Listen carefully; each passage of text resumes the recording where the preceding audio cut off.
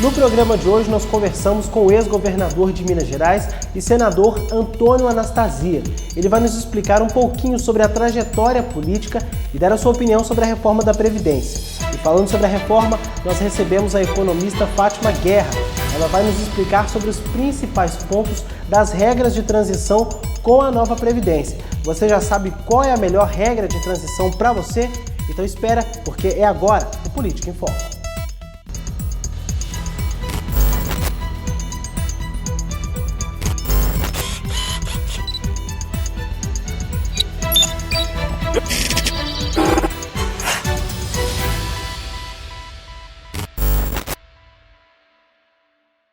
O senador Antônio Anastasia recebeu a equipe do Política em Foco em seu escritório em Belo Horizonte para uma entrevista exclusiva. Durante a nossa conversa, ele explicou que a reforma da Previdência é necessária, porém o texto precisa de algumas alterações. Antes, olha só, depois da entrevista, nós vamos conversar com a Fátima Guerra. Ela é economista e vai falar justamente sobre a reforma, sobre as regras de transição. Tem gerado muitas dúvidas, então acompanhe a entrevista com o Antônio Anastasia e, na volta, espere para ver quais são as regras de transição com a nova Previdência. Descubra qual é a melhor para você. Até já. Senador, muito obrigado pela entrevista. Muito obrigado a você, Victor. Agradeço muito a oportunidade de, mais uma vez, estar aqui na MIRT, conversando com vocês e dando essa entrevista no Política em Foco, especialmente para todos os veículos que compõem a MIRT em Minas Gerais e tantas cidades do nosso interior do estado. Senador, para nós começarmos, eu gostaria de saber a sua opinião sobre o contingenciamento nas universidades. Bem, esse é um tema que tem causado muita polêmica. E como você sabe, eu sou professor na Universidade Federal de Minas Gerais, da Faculdade de Direito. E tenho uma posição que é histórica, já muito antiga, muito favorável às nossas universidades e à educação como um todo. Eu acho que não há país que avance sem educação. Aliás, isso que eu estou dizendo vamos dizer assim, é uma sabedoria quase popular. Nós observamos, se fizermos um comparativo com as nações do mundo que evoluíram nos últimos tempos, como Coreia do Sul, Singapura, Vietnã, a própria China, o investimento em educação foi maciço, em todos os níveis, educação básica, universitária, ensino médio, ensino técnico. Então eu sou muito favorável a importantes investimentos na área da educação. E, portanto, eu acho que o governo errou, o governo se equivocou. Eu acho que não é prioridade do governo fazer cortes na área da educação. Claro que toda racionalidade de despesa é bem-vinda. Se há desvio, se há desperdício, isso ninguém concorda. Há problemas de gestão, que nós sabemos, mas não podemos imaginar que será cortando o dinheiro das universidades que o Brasil vai sair da crise e que nós vamos avançar. Ao contrário, se me permita aqui dar um passo adiante, o problema grave do Brasil é a nossa deficiência na competitividade internacional. E para isso, o problema nosso é exatamente a falta de produtividade do brasileiro, porque o nosso nível de instrução e escolaridade ainda é baixo, infelizmente. Então nós temos de investir na pesquisa, na tecnologia, aliás, pesquisa que é feita no Brasil, todas as universidades. Então acho que o governo cometeu equívoco e eu espero, como se trata de um contingenciamento e não de um corte, que essa matéria seja reposta já agora no segundo semestre. Bom, pelo 5º ano consecutivo, o senhor foi eleito líder do Congresso Nacional. A que o senhor atribui isso? Eu fico muito honrado com essa escolha feita por organismos que acompanham o trabalho dos congressistas, e eu já tive essa honraria desde o primeiro ano como parlamentar. Como aqueles que acompanham a minha trajetória política, eu durante toda a minha vida sempre fui uma pessoa vinculada ao Poder Executivo. Fui secretário de Estado, fui vice-governador, fui governador de Minas Gerais. Antes disso, tinha sido secretário-geral de 2 grandes ministérios em Brasília, professor universitário. Quando, então, em 2014, fui eleito senador e comecei a ser senador em 2015. E já em 2015, ao final do ano, é claro, eu tive essa distinção. Então, eu fico muito honrado, agradecido, e eu acho que é fruto do trabalho. Eu levo tudo muito a sério o que eu faço, com muito empenho, com muita pesquisa, com muita dedicação. E ao longo desses últimos anos, com muitas relatorias importantes, quer na CCJ do Senado, como na Comissão de Relações Exteriores, nas outras comissões e relatorias especiais, como foi o caso do impeachment da ex-presidente Dilma, eu acho que eu consegui, de fato, mostrar o meu trabalho. E aí vem esse reconhecimento que me levou também agora a uma posição que também muito me honra de ser o vice-presidente do Senado Federal. Senador, um dos assuntos que o país inteiro tem falado, todos os políticos, deputados, enfim, tem discutido a reforma da Previdência. Eu gostaria de saber a sua opinião sobre. Bem, esse é um tema importantíssimo. Em primeiro lugar, a reforma da Previdência é necessária. E eu digo isso com muita tranquilidade, uma pessoa que tem uma posição sempre equilibrada, de muito bom senso. E a você que está nos assistindo, eu digo que ela é necessária porque nós mudamos no Brasil, felizmente, a curva demográfica. Hoje se morre bem mais tarde que antigamente. As pessoas estão mais longevas, isso é, vivem mais. Antigamente, uma pessoa de 70 anos já estava, lamentavelmente, numa situação mais difícil de saúde, era considerada improdutiva. Hoje não. 70 anos, a pessoa está ainda, felizmente, no vigor da sua força. Nós temos pessoas de 90, 95, mais de 100 anos. Essa mudança da curva demográfica não foi só no Brasil, foi no mundo todo. Tanto que todos os países fizeram também as suas reformas previdenciárias. Portanto, a reforma é inafastável em razão desse fator. Por isso, ela é inafastável. Mas, o que nós temos que discutir, ela é necessária. Mas com qual conteúdo? E aí nós temos que ser justos. Nós temos de agir com equidade, com equilíbrio, eu disse no início, com serenidade, com tranquilidade. Também não podemos imaginar que todas as categorias são as mesmas, porque não é. Uma coisa é o trabalhador que trabalha num certo conforto dentro do escritório, e o outro é o trabalhador rural, braçal, que está com uma enxada cultivando um campo no Nordeste, ou no Centro-Oeste, ou no interior de Minas Gerais. Situação diferente. Uma coisa é o professor universitário, que sou eu, outra coisa é a professora que está no ensino fundamental, em escolas até rurais, pelo nosso estado, pelo Brasil afora. São situações diferentes, com muito mais desgaste. Então a reforma, primeiro, ela tem que tender a uma universalização, tratar a todos da mesma forma, mas percebendo que algumas circunstâncias têm que ser diferentes. Temos que proteger essas pessoas mais humildes, mais pobres, que têm mais dificuldade. Inclusive, essas pessoas que vêm muitas vezes da zona rural têm dificuldade até de comprovar os pagamentos de recolhimento. Então, não é possível. Outro ponto importante na Previdência, na proposta original do governo, seria a extinção do chamado BPC, Benefício da Prestação Continuada. E o que é isso? Isso veio do governo antigo do PSDB, do presidente Fernando Henrique Cardoso.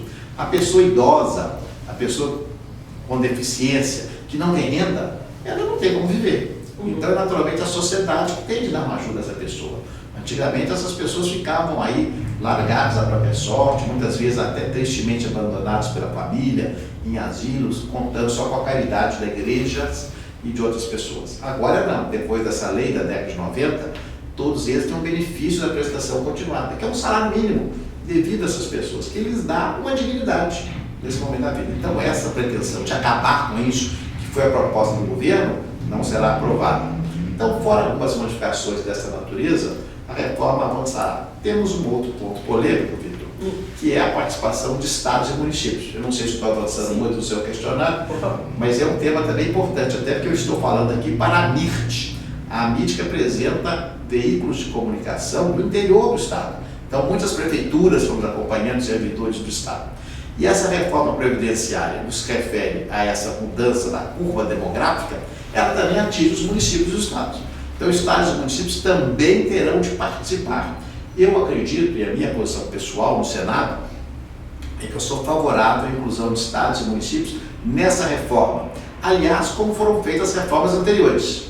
Agora, há um problema mais na Câmara dos Deputados, natureza mais política, que há uma resistência, e que é legítima, de alguns segmentos de deputados que querem que os estados assumam a sua responsabilidade e façam a sua reforma, é claro, dentro da moldura dos cânones, dos estamentos colocados pela reforma federal. Então, isso é uma matéria que está sendo discutida na Câmara.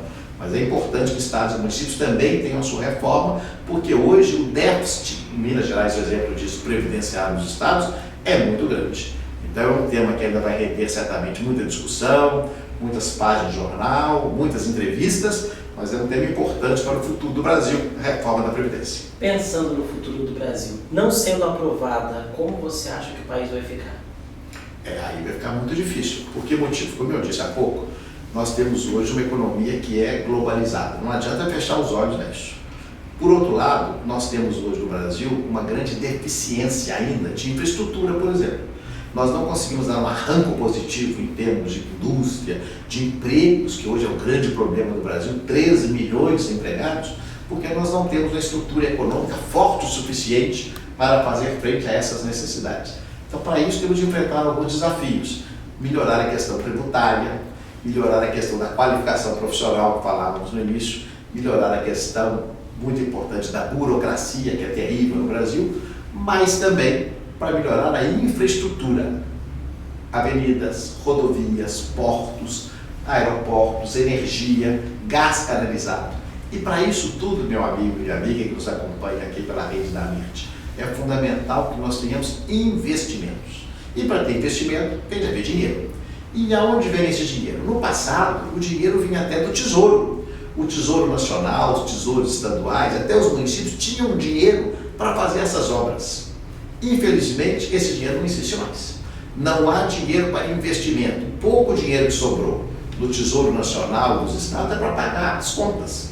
Não há recursos mais para investimentos. Então, esse dinheiro tem de vir ou empréstimos, também não há mais, porque não há capacidade de pagamento, ou de aporte de recursos pelos investidores privados, quer nacionais, quer estrangeiros. E no mundo afora, meu caro Vitor, há muito dinheiro esperando para ser aplicado, inclusive no Brasil. Mas, esse dinheiro só virá para o Brasil se sentir que o Brasil está em condições de receber esse investimento. E esse investimento vai gerar empregos e desenvolvimento, mas ele não virá para um país que está quebrado.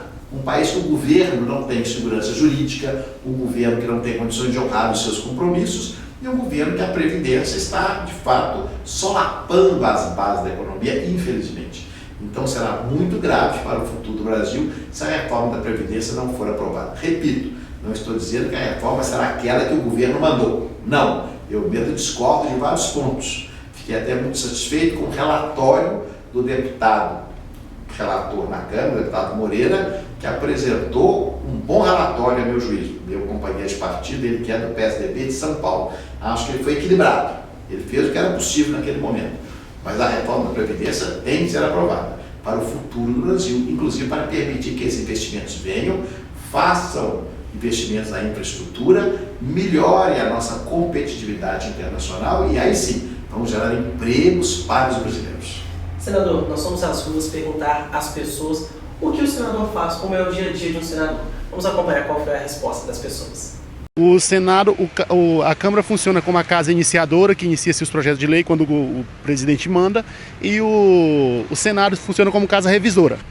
Eu acredito que é acatar com as leis que é criada pelos ministros, onde a gente estamos aqui dependendo deles para o grande resultado para o Brasil. No momento tão crítico que nós estamos passando, é isso aí. É aprovar os projetos, né, exercidos pelos vereadores e deputados, né, na Câmara. Eu acho que seja isso. Bem, primeiro eu queria cumprimentar esses cidadãos mineiros que colocaram bem, porque é verdade que o Senado é até pouco conhecido. O Senado é o organismo mais antigo colegiado da política brasileira. Ele remonta ao Império, está funcionando desde o Império. E o Senado, como bem disse aquele primeiro colega que foi entrevistado, é a chamada casa revisora, porque de fato a sua função primordial é legislar revendo aquilo que vem da Câmara. Normalmente o Senado é formado de pessoas com mais idade, com mais experiência, que ocuparam outros cargos, não necessariamente, mas é a tradição. Então é uma casa revisora. E ao mesmo tempo somos também, assim como a Câmara, uma casa da fiscalização dos atos do Poder Executivo. E quer crescer ainda mais. O Senado, e as pessoas poucas sabem disso, é a chamada Casa da Federação, Vitor. Porque ao contrário da Câmara, onde os deputados representam a população, proporcionalmente ao número de habitantes, por exemplo, Minas Gerais tem 53 deputados federais, São Paulo tem 70, Roraima tem 8, população pequena. Cada estado da federação, todavia, tem 3 senadores. Então é um equilíbrio, que é chamado Casa da Federação. Isso se baseou no modelo norte-americano. São as duas casas que juntas fazem o Congresso. Função: legislar, fiscalizar, defender os interesses dos estados brasileiros. Senador, qual a importância da proposta que busca aumentar a penalidade para transporte escolar irregular? É uma proposta importante, ela veio da Câmara, eu até fui relator dela na CCJ do Senado, porque nós estamos observando, infelizmente, que está havendo muito transporte clandestino, não estou me referindo a aplicativo, esse é regularizado, é perfeitamente legítimo, lícito e é um bom trabalho que se faz. Mas estou me referindo a transporte chamado pirata. especialmente transporte escolar, imagina, levando crianças, e também até transporte nas estradas. Esse é ilegal, porque não há fiscalização, não há pagamento de tributos, não há acompanhamento das autoridades. Então nós estamos aumentando as penas das infrações de trânsito, inclusive permitindo medidas administrativas para coibir esse tipo de prática, que é muito danoso, não só para a segurança das pessoas, que é a primeira prioridade, mas até também para a economia do país. O jornalista Edgar Rodrigues, da Rádio Onda Oeste de Piuí, cidade aqui do centro-oeste de Minas Gerais, e uma pergunta para o senhor, olha só.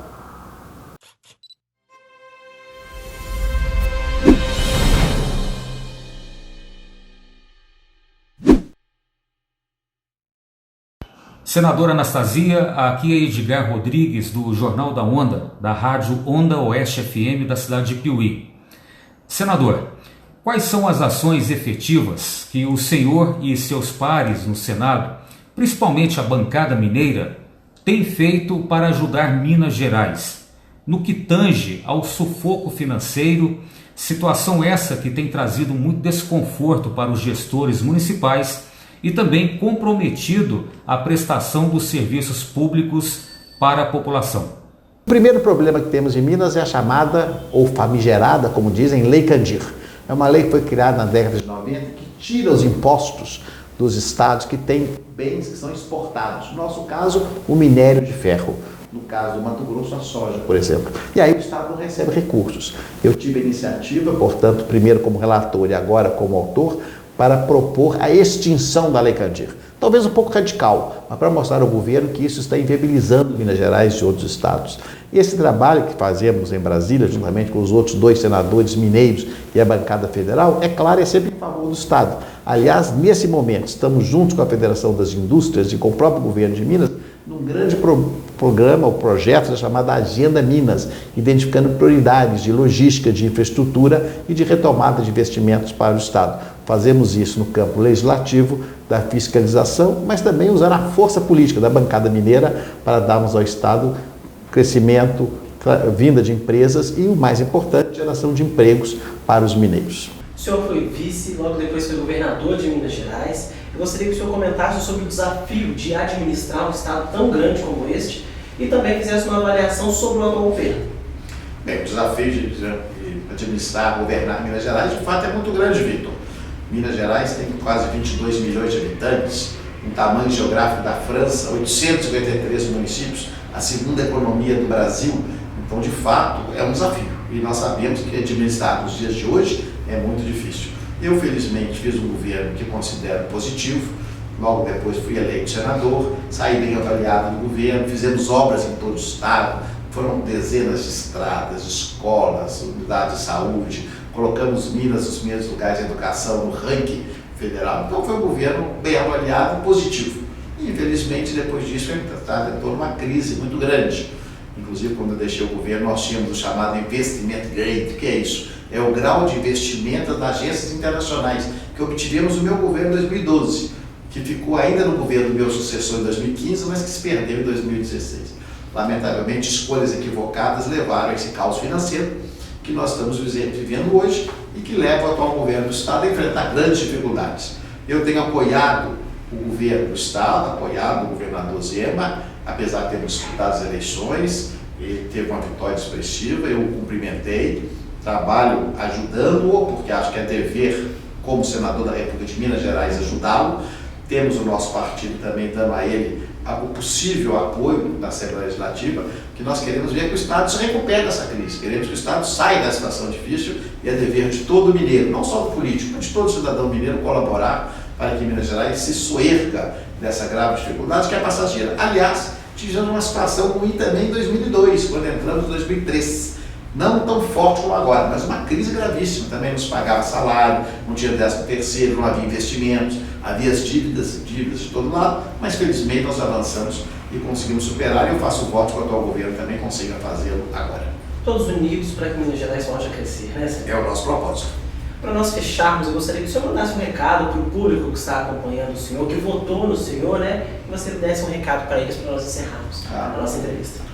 Muito obrigado, Vitor. Quero levar a todos o meu abraço, agradecimento sempre pelo apoio que tive não só nas eleições, mas muito mais importante que eleições, do carinho que sempre foi recebido, especialmente no interior de Minas Gerais, também na capital, todas as pessoas, as sugestões que recebo no Senado e a responsabilidade que tenho como senador por Minas Gerais de representar o Estado. Quero reiterar o meu compromisso, a minha responsabilidade, a minha dedicação, empenho e denodo no esforço de trabalhar no Senado, elevando o nome de Minas Gerais e garantir a todos que esse trabalho é um trabalho árduo, mas sempre coletivo. Por isso agradeço a cada qual e dizendo sempre que Minas Gerais é nosso Estado, é nossa terra, é nossa pátria e é de fato aonde nós nos inspiramos para trabalhar cada vez mais também pelo Brasil. Muito obrigado. Obrigado, senador. Muito obrigado. Está aí a entrevista com o senador Antônio Anastasia. Agora nós conversamos com a economista Fátima Guerra, que vai explicar para a gente alguns pontos das regras de transição com a nova Previdência. São vários pontos e é importante as pessoas ficarem atentas, né, Fátima? Parece que cada trabalhador pode escolher a melhor regra, né, para ele.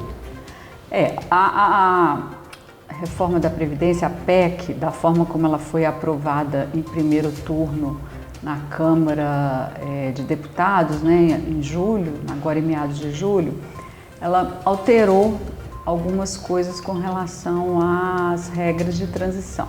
E esse ponto é sempre um ponto muito complexo, porque é difícil explicar para as pessoas essas regras, porque elas são complexas, elas são difíceis de entender e implica em ter que trabalhar mais tempo e contribuir por mais tempo. Então, muito poucas pessoas vão ser atingidas por essas regras. Mas no regime geral da Previdência, que é o que abrange o trabalhador da iniciativa privada e todos aqueles servidores de municípios onde não existe regime próprio de previdência social, que são mais de 2.000 municípios no país, existiam na versão original da proposta 4 regras de transição. 3 para quem pode se aposentar somente por tempo de contribuição e 1 para quem pode se aposentar por idade. E aí, na versão que foi discutida na comissão especial, eles introduziram mais uma alternativa. Então, realmente, o trabalhador tem a opção de escolher. Uma primeira regra é uma regra que tem um pedágio de 50% do tempo que falta para o trabalhador se aposentar na data de promulgação da PEC. Então, mas para se enquadrar nessa regra, a pessoa tem que estar faltando 2 anos de tempo de contribuição para inteirar 30 anos mulher e 35 homem. Então, ou seja, a mulher tem que estar com 28 anos de contribuição e o homem 33. Uhum. Se a pessoa se enquadrar nessa regra, ela cumpre um pedágio de mais 50%, ou seja, se a pessoa tiver 28 anos, está faltando 2, a mulher, ela, em vez de trabalhar só mais 2, ela vai trabalhar 3. E assim sucessivamente. Se tiver faltando 1 ano, ela tiver 29 anos, ela vai trabalhar mais 2. Então, em vez de aposentar com 30 anos de contribuição, ela vai aposentar com 31. Só que essa regra ela não é muito vantajosa, porque incide sobre ela o fator previdenciário, que é um redutor do valor da aposentadoria, né, que se aplica... Uma porcentagem menor a se receber. Exatamente. Né? A pessoa não vai aposentar com 100% da média das contribuições dela que ela teria direito. Mas é uma possibilidade para quem estiver precisando de aposentar logo, não quer trabalhar muito tempo e tal. Outra regra é um sistema de pontos, que originário da idade da pessoa, a soma da idade com o tempo de contribuição. Esse sistema começa com 56 anos para a mulher, 61 anos, tem que ter essa idade, 56 anos mulher, 61 anos homem, 30 anos de contribuição mulher e 35 anos de contribuição homem, de forma que no somatório vai dar 86 pontos para mulher, 96 por homem, e esses pontos vão crescendo um ponto a cada ano.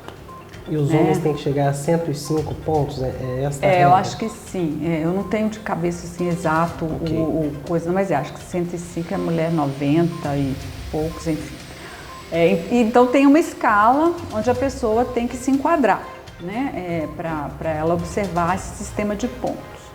A questão é que essa é uma regra interessante, mas acontece que o valor da aposentadoria vai ser calculado pela nova fórmula prevista na PEC. Ou seja, a pessoa que escolher essa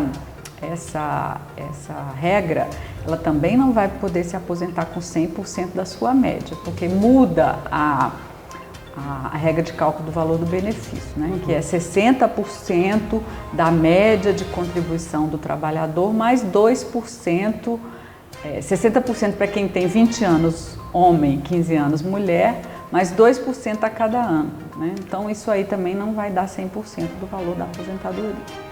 O outro sistema é uma idade mínima, né? Que vai aumentando ao longo do tempo. Também não dá direito a aposentar com 100% do valor da aposentadoria. E tem a aposentadoria por idade, né? Que desde que se cumpra os 15 anos mínimo, a idade também vai subindo de forma a alcançar a regra nova, que é 62 anos mulher e 65 homem. Bom, nenhuma dessas hipóteses, pela versão original da PEC, dava direito ao trabalhador se aposentar com 100% da média de contribuição que ele fez ao longo dos anos. Porque como é que hoje é calculada a aposentadoria das pessoas? Pegam a média de tudo que o trabalhador contribuiu de julho de 94 para cá, ou do período que ele entrou, se ele entrou depois de julho de 94, do período que ele entrou no mercado de trabalho para cá, escolhe os 80% maiores salários de contribuição que o trabalhador efetuou nesse período, descarta os 20% menores. Com isso, a média, obviamente, sobe, né? Porque você não considera as menores remunerações do trabalhador. Isso está mudando de forma mais desvantajosa para as pessoas, porque se aprovada a proposta da forma como nós estamos no momento, esses 20% menores salários de contribuição não vão ser descartados. Então vai considerar tudo. E isso rebaixa o valor da média. Além disso, a aposentadoria, que depende do tempo de contribuição, ela vai ser calculada dessa forma que eu estou falando. 60% dessa média rebaixada para quem tem 20 anos de contribuição, que é o mínimo homem, 15 mulher, e vai acrescentando 2% a cada ano adicional, né? Então, por exemplo, na aposentadoria por idade hoje, que é a modalidade onde os trabalhadores de baixa renda, sobretudo aqueles que têm mais dificuldade de ter uma inserção mais estável, que sofrem mais o desemprego, a rotatividade, a informalidade, essas pessoas que se aposentam por idade, tendo adquirido a idade de 60 anos homem, 65 mulher, contribuindo com 15 anos, que é o mínimo, eles já saem com 85%. Né? Então, assim, é uma modalidade, é uma reforma que mexe com o valor das aposentadorias. Visando isso, na tramitação, na comissão especial e na votação, foi introduzida uma nova modalidade para os trabalhadores que podem se aposentar por tempo de contribuição. Neste caso, se tiver 57 anos mulher, e 60 anos homem, e cumprir um pedágio de 100% do tempo de contribuição que falta, a pessoa pode se aposentar com 100% da sua média, sem ter que cumprir a regra de 65 anos homem e 62 mulher, que é a nova regra. Então essa regra favorece um pouco, ela ajudou principalmente as mulheres, porque as mulheres estavam muito prejudicadas com as regras anteriores. Mas ainda assim,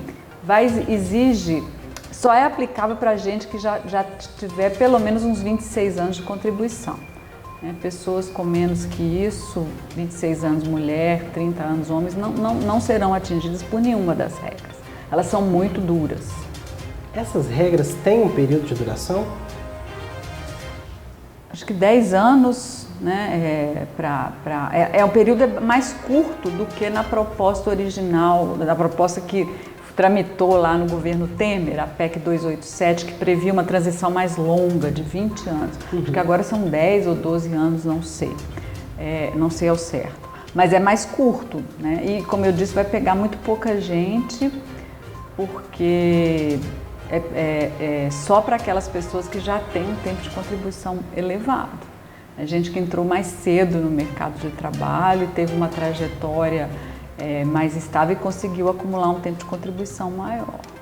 Fátima, pensando na economia do nosso país, você como deste setor, eu gostaria que respondesse isso. A reforma da Previdência, ela é realmente necessária para que o país possa continuar andando e se desenvolvendo? Essa tributação que está aí não está correta? Uma sociedade em processo de envelhecimento acelerado, né,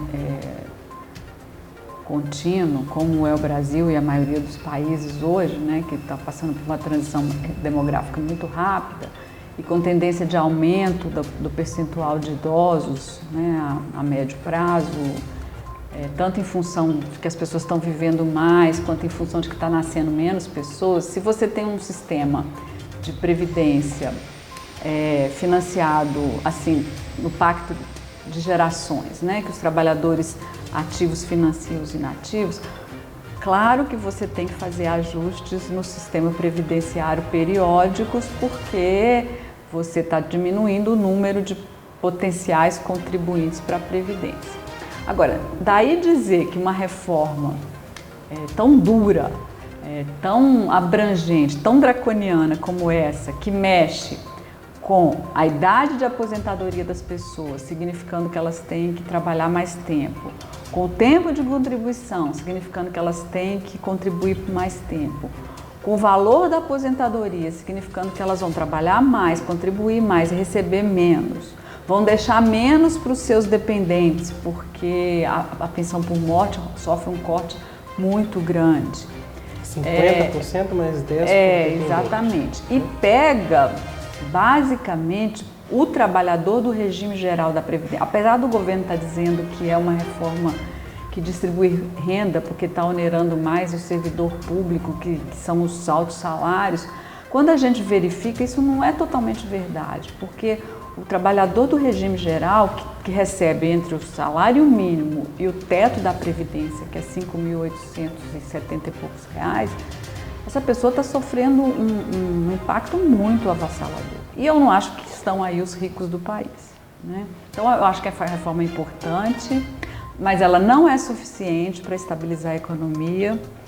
A recessão do país é muito elevada, nós estamos com um problema sério de demanda, né? O desemprego, mais de 12 milhões de pessoas desempregadas que não consomem, não fazem movimentar a economia, não geram produtividade, o investimento está deprimido, a gente não tem crédito para movimentar a economia. Então eu acho assim, a reforma ela é importante do ponto de vista demográfico, mas ela não é a bala de prata que vai resolver o problema da nossa economia. Eu acho que precisa de ter um projeto de desenvolvimento, de estímulo à indústria, ao comércio, ao mercado de trabalho, políticas públicas para geração de renda, que eu não estou vendo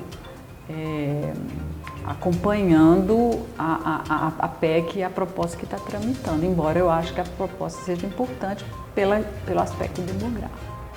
Fátima, muito obrigado pelos esclarecimentos e pela entrevista. Muito obrigada.